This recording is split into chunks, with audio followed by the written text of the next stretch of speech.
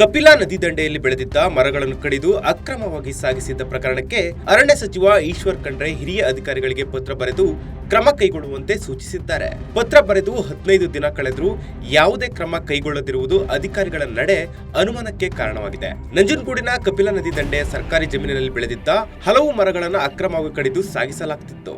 ಈ ಅಕ್ರಮವನ್ನ ಮಾರ್ಚ್ 8ರಂದು ಮಾಧ್ಯಮಗಳಲ್ಲಿ ಪ್ರಸಾರ ಮಾಡಿ ಇಲಾಖೆಯನ್ನ ಎಚ್ಚರಿಸಲಾಗಿತ್ತು. ಮಾಧ್ಯಮ ವರದಿಗೆ ಸ್ಪಂದಿಸಿದ ಅರಣ್ಯ ಸಚಿವ ಈಶ್ವರ್ ಖಂಡ್ರೆ ಪ್ರಧಾನ ಅರಣ್ಯ ಮುಖ್ಯ ಸಂರಕ್ಷಣಾಧಿಕಾರಿಗಳಿಗೆ ಮಾರ್ಚ್ 10ರಂದು ಪತ್ರ ಬರೆದು ತಪ್ಪಿತಸ್ಥರ ವಿರುದ್ಧ ಕ್ರಮ ಕೈಗೊಳ್ಳುವಂತೆ ಸೂಚಿಸಿದ್ದಾರೆ. ಅಲ್ಲದೆ ನಿರ್ಲಕ್ಷ್ಯ ತೋರಿದ ಸಿಬ್ಬಂದಿ ಹಾಗೂ ಅಧಿಕಾರಿಗಳ ವಿರುದ್ಧ ಶಿಸ್ತು ಕ್ರಮ ಕೈಗೊಂಡು ವರದಿ ಸಲ್ಲಿಸುವಂತೆ ಸೂಚನೆ ನೀಡಿದ್ದಾರೆ. ಪತ್ರ ಬರೆದು 15 ದಿನಗಳಾದರೂ ಅರಣ್ಯ ಇಲಾಖೆ ಕ್ರಮ ಕೈಗೊಂಡಿಲ್ಲ. ಅರಣ್ಯ ಸಚಿವರ ಪತ್ರಕ್ಕೂ ಸ್ಪಂದಿಸದ ಇಲಾಖೆ ಅಧಿಕಾರಿಗಳ ನಡೆ ಅನುಮಾನಾಸ್ಪದವಾಗಿದೆ. ಅಕ್ರಮ ಎಸಗಿದವರು ಸಚಿವ ಎಚ್.ಸಿ. ಮಹದೇವ್ ಸಂಬಂಧಿಕರೆಂದು ಹೇಳಲಾಗಿದೆ. ಹೀಗಾಗಿ ತಪ್ಪಿತಸ್ಥರ ವಿರುದ್ಧ ಕ್ರಮ ಕೈಗೊಳ್ಳದೆ ಭರ್ಜರಿ ಬ್ಯಾಟಿಂಗ್ ನಡೆಸುತ್ತಿರುವ ಶಂಕೆ ವ್ಯಕ್ತವಾಗಿದ್ದು, ಇದಕ್ಕೆ ಅರಣ್ಯ ಸಚಿವರೇ ಇದಕ್ಕೆ ತಕ್ಕ ಉತ್ತರ ನೀಡಬೇಕಿದೆ.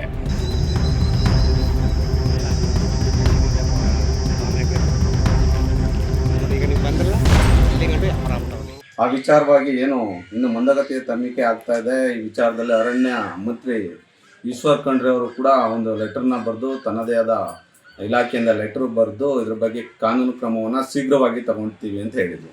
ಇನ್ನೂ ಕೂಡ ಇಲ್ಲಿ ಪ್ರಭಾವಿ ಸಚಿವನ ಒಬ್ಬ ಆತ್ಮೀಯವಾದಂಥ ಒಬ್ಬ ಆಪ್ತ ಇದರಲ್ಲಿ ಭಾಗವಹಿಸಿದ್ದಾನೆ ಅಂತೇಳಿ ಸಾರ್ವಜನಿಕರು ಹೇಳ್ತಾ ಇದ್ದಾರೆ, ಮಾಧ್ಯಮದಲ್ಲಿ ಬರ್ತಾ ಇದೆ. ಎಲ್ಲ ಬಂದರೂ ಕೂಡ ಯಾಕೆ ಆತನ ಇಲಾಖೆ ಎನ್ಕ್ವೈರಿ ಮಾಡ್ತಾ ಇಲ್ಲ? ಇಲಾಖೆ ಕರೆದು ಅವನನ್ನು ನೋಟಿಸ್ ಕೊಟ್ಟು ಮತ್ತು ಕರೆದು ಎನ್ಕ್ವೈರಿ ಮಾಡ್ತಾ ಇಲ್ಲ. ಒಂದು ಆರೋಪ ಬಂದಿದ್ದಾಗ ಒಬ್ಬ ವ್ಯಕ್ತಿಯನ್ನ ಆ ಬಗ್ಗೆ ಮಾತಾಡ್ತಿದ್ದಾಗ ಕರೆದು ಯಾಕೆ ಇವರು ತನಿಖೆಯನ್ನು ಮಾಡ್ತಾ ಇಲ್ಲ ಅನ್ನೋದೇ ಒಂದು ಅನುಮಾನಕ್ಕೆ ಎಡೆ ಮಾಡಿಕೊಡ್ತಾ ಇದೆ. ಆದ್ದರಿಂದ ನಾವು DCF ಕೂಡ ಭಾಳಷ್ಟು ಹೇಳಿದ್ವಿ, ನಿನ್ನೆ ಮನವಿ ಪತ್ರ ಕೊಟ್ಟು ಕೆ ಪರಮೇಶ್ ಅಂತೇಳಿ ಅವ್ರಿಗೆ ಹೇಳಿದ್ವಿ. ಮತ್ತು ನಿತಿನ್ ಒಬ್ಬ ಅಸಮರ್ಥ ಮತ್ತು ಅದಕ್ಷ ಅಧಿಕಾರಿಯಾಗಿ ಇಲ್ಲಿ ನಡ್ಕೊಳ್ತಾ ಇದ್ದಾರೆ.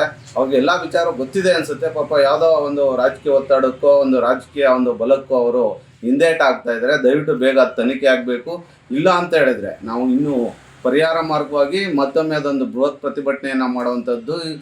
ಅದ್ರ ಜೊತೆಯಲ್ಲಿ ಕೂಡ ಹೈಕೋರ್ಟಲ್ಲಿ ಇದೊಂದು ರಿಟ್ ಪಿಟಿಷನ್ ಹಾಕಿ ಏನು ಇದ್ರ ಬಗ್ಗೆ ಕಾನೂನು ಕ್ರಮವನ್ನು ತೆಗೆದುಕೊಳ್ಳದೆ ಒಂದು ತೇಲಿಸ್ತಾ ಇರುವಂಥ ಈ ಪ್ರಕರಣ ಮುಚ್ಚಿ ಆಗ್ತಾ ಇರುವಂಥ DCF ಮೇಲೂ ಕೂಡ ನಾವು ಪ್ರತಿಭಟನೆಗೆ ಇಳಿದು ಕಾನೂನು ಹೋರಾಟವನ್ನು ಕೂಡ ಮಾಡಬೇಕು ಅಂತ ಇಟ್ಕೊಂಡಿದ್ದೀವಿ. ಇನ್ನೂ ಕೂಡ ಒಂದು 50-100 ಅಡಿ ಎತ್ತರದಷ್ಟು ಮರಗಳನ್ನು, ಸುತ್ತಳತೆ 8 ಅಡಿ 10 ಅಡಿ ಇರೋ ಮರಗಳನ್ನ, 46 ಮರಗಳನ್ನು ಒಬ್ಬ ಸಾಗಿಸೋದಕ್ಕೆ ಸಾಧ್ಯನಾ? ಎಷ್ಟು ವೆಹಿಕಲ್ಗಳು ಬಳಸಿದ್ರು, ಕ್ರೇನ್ಗಳು, ಟಿಪ್ಪರ್ಗಳು, ಲಾರಿಗಳು, ಟ್ರ್ಯಾಕ್ಟರ್ಗಳು, ಅವ್ದು ಯಾವುದೋ ಇವ್ರಿಗೆ ಮಾಹಿತಿ ಸಿಗ್ಲಿಲ್ವ? ಇವತ್ತು ಕೂಡ ಎವಿಡೆನ್ಸಲ್ಲಿ ಮಾಜರ್ ರಿಪೋರ್ಟಲ್ಲಿ ಅಫಿಷಿಯಲ್ ಎವಿಡೆನ್ಸ್ನ ಯಾಕೆ ಹಾಕ್ಕೊಂಡಿದ್ದಾರೆ ಇವರು? ಯಾಕೆ ಸಾರ್ವಜನಿಕರು ಯಾರೂ ಸಿಕ್ಕಲಿಲ್ವಾ ಇವ್ರಿಗೆ ಮಾಜರ್ ರಿಪೋರ್ಟ್ ಮಾಡಬೇಕಾದ್ರೆ? ಇದೆಲ್ಲವೂ ಕೂಡ ಪ್ರಕರಣ ಮುಚ್ಚಿ ಆಗಬೇಕು.